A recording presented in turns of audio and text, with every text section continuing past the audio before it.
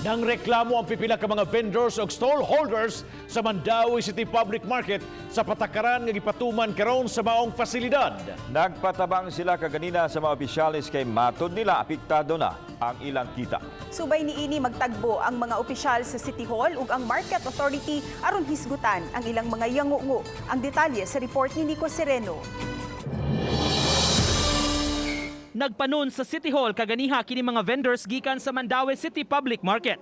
Bitbit ang ilang mga yangungo sa pipila ka patakaran nga gipatuman. Reklamo nila nga apektado na kaayo ang ilang kinitaan.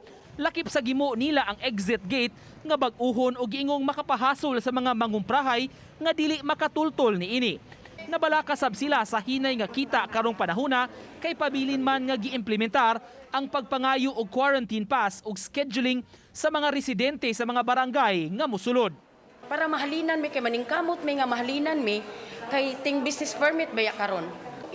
Iniglak sa gate maningkamot good mi nga makahalin ang among mga kahon magsige miguyo diri sa gawas.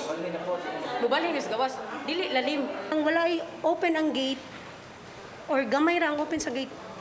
Tipikto jud manajoy ka ng effect sa among panginabuhi. Lakip sa reklamo sa mga stallholders sa second floor sa merkado kay matud pa hinay kaayo ang sud sa mga tao ug nagkaalkanse na sila.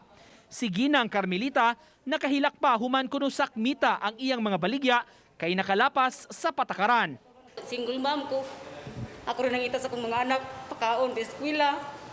Pero saksaon ako gila katubang sa mga dagko sa mga legal wa ko na atubang lagi ko na tugsugta nga pasayloon ko nila bawi akong garumata wala gyud. Gihinabi ang mga vendors ni Konsehal Jimmy Lumapas, ang chairman sa Council Committee on Markets. Matod ni Lumapas, usa sa hinungdan kabahin sa exit ug entrance gates ang kakuwang sa personnel nga magbantay.